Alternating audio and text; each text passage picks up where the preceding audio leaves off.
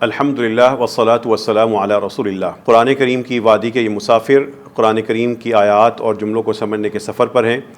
معلم القرآن کے چھٹے یونٹ کا دوسرا سبق آپ کے سامنے ہے۔ پہلے سبق میں ہم نے عربی زبان اور قرآن کریم کے ایسے افعال پڑھے تھے جو مختلف آیات میں بار بار آتے ہیں اور ان کا یاد کرنا آسان ہے، اور آپ نے ان کو یاد کیا تھا۔ اب اس سبق میں ایک چھوٹی سی بات ہوگی کہ انہی افعال کے شروع میں کچھ ننھے الفاظ آئیں گے اور اس فعل کا مفہوم کچھ زیادہ ہو جائے گا، اور آپ کے لیے آسان ہوگا کہ ان الفاظ کو پہچاننے کے بعد آپ اس فعل کے وسیع مفہوم کو بھی پہچان لیں۔ دیکھیے، آپ نے پڑھا تھا یرسل کا مطلب کیا ہے؟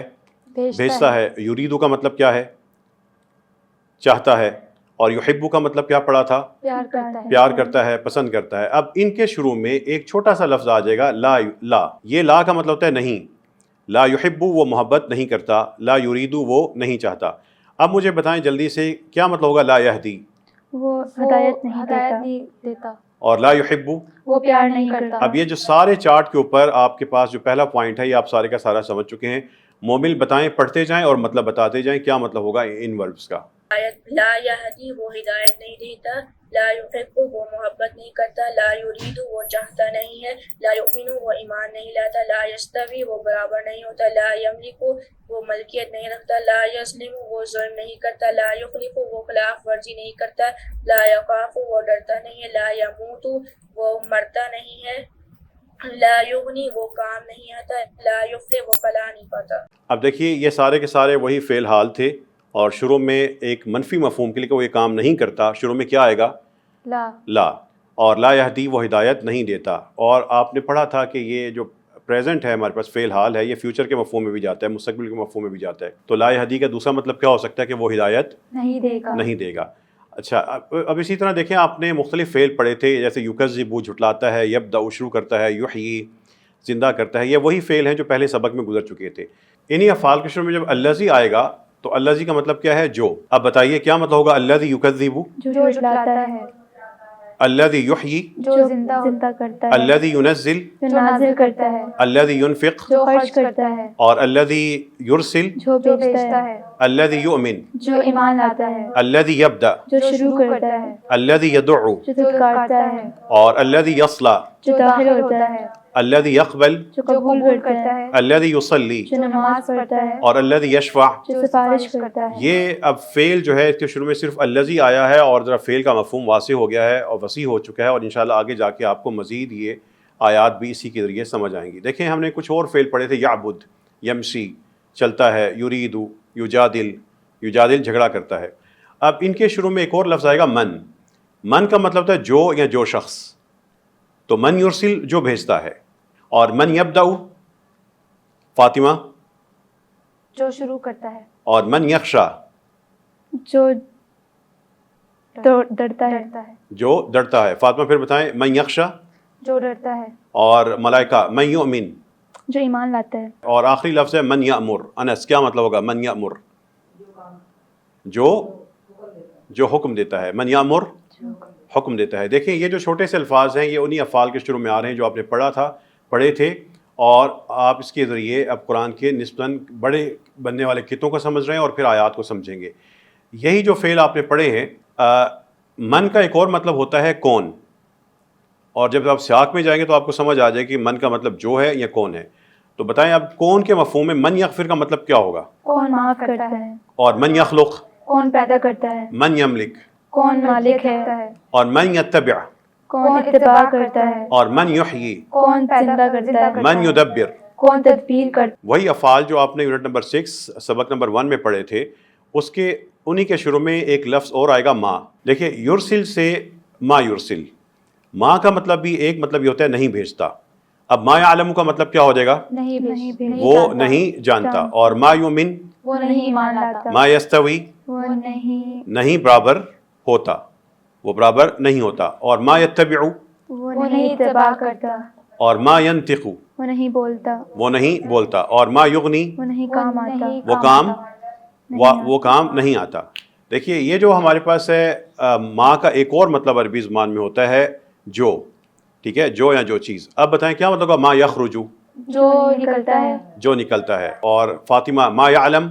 جو جانتا ہے۔ اور ما یلج؟ جو داخل ہوتا ہے، جو داخل ہوتا ہے، ٹھیک ہے، جو نکلتا ہے، جو داخل ہوتا ہے، جو اترتا ہے، یہ سارے کے سارے قرآن کے الفاظ ہیں. دیکھیں اسی طرح آپ نے پہلے تاکید کا ایک لفظ پڑھا تھا چھوٹا سا، یاد ہے؟ لحق، پہلے یونٹ میں آپ نے پڑھا تھا. لغفور کیا مطلب تھا؟ لا، یقیناً. وہی یقیناً والا لام یہاں پہ فعل کے ساتھ بھی آتا ہے. جو یرسل سے لا یرسل، کیا مطلب کیا ہو جائے گا؟ یقیناً بھیجتا ہے.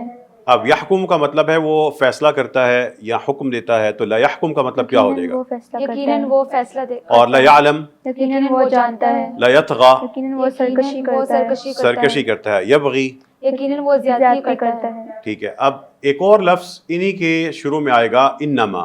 یاد ہے آپ نے پہلے انما کا مطلب کیا پڑھا تھا؟ انتہائی تاکید کے لیے، در حقیقت اور صرف کے مفہوم میں.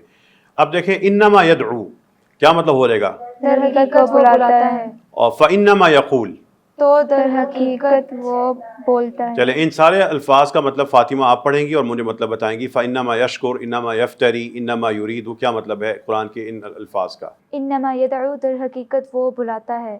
فانما یشکر تو در حقیقت وہ شکر کرتا ہے. انما یرید در حقیقت وہ بلاتا ہے. یرید چاہتا ہے.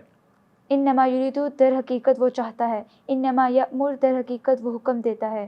انما یخشی در حقیقت وہ ڈرتا ہے. فانما یجاہد تو در حقیقت وہ جہاد کرتا ہے. چلیے باقی حصے کا آپ بتائیں گے مومل بلند آواز سے. فإنما یقول تو در حقیقت وہ کہتا ہے.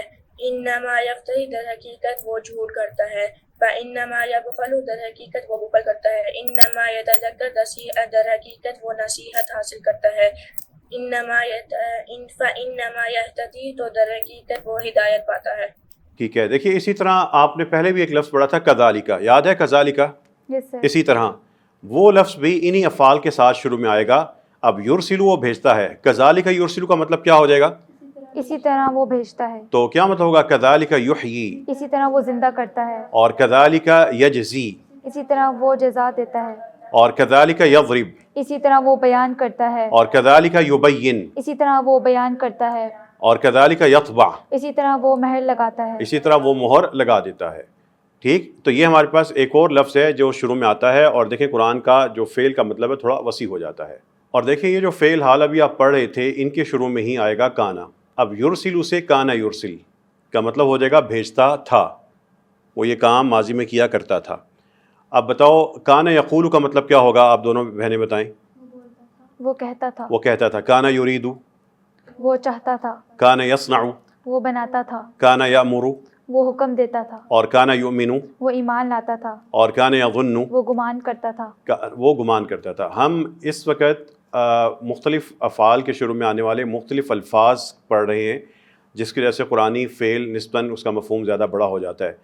تو دیکھو یہاں پر انس، اب آپ دیکھیں گے کہ یہ یرسلو کے شروع میں سیرسل یا سوف یرسل، سین یا سوف آئے گا، تو یہ بطور خاص ایک مستقبل کے لیے بن جائے گا. اب سیعلم کا مطلب کیا ہو جائے گا؟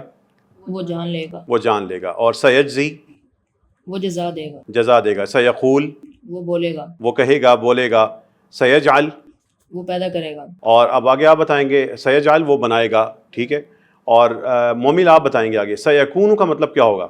سیکون وہ ہوگا. سیرا وہ دیکھے گا. سیصلا وہ داخل ہوگا. سوف یدعو وہ پکارے گا. سوف یصلا وہ داخل ہوگا. چلیے مزید ایسے لفظ جو فعل کے شروع میں آتے ہیں اور فعل کا نسبتاً وسیع مفہوم ہو جاتا ہے، اس میں سے ایک ہے یوم. یوم یرسل، جس دن وہ بھیجے گا. ٹھیک ہے. اب بتائیں ملائکہ کیا مطلب ہوگا؟ یوم یکون، جس دن وہ ہوگا. اور یوم یقوم، جس دن وہ کھڑا ہوگا. یوم یتذکر، جس دن وہ یاد کرے گا. اور یوم یفر، جس دن وہ بھاگے گا. اور یوم لا ینفع، جس دن وہ نہیں نفع دے گا. ہاں، جس دن وہ نفع نہیں دے گا، کام نہیں آئے گا. اب یہاں پر فاطمہ آپ بتائیں گی کہ یرسلو کے شروع میں کیا لفظ آیا ہوا ہے؟ یومئذ. یومئذ، تو کیا لفظ بن گیا پورا؟ اس روز بھیجے گا. اس روز بھیجے گا. تو کیا مطلب ہوگا؟ یومئذ یخسر، اس روز خسارہ اٹھائے گا. یہ خاص طور پہ قیامت کے بارے میں قرآن کا اسلوب آتا ہے. یومئذ یتذکر، उस दिन वो नसीहत करेगा, उस दिन वो याद करेगा। फिर हाँ बोलें।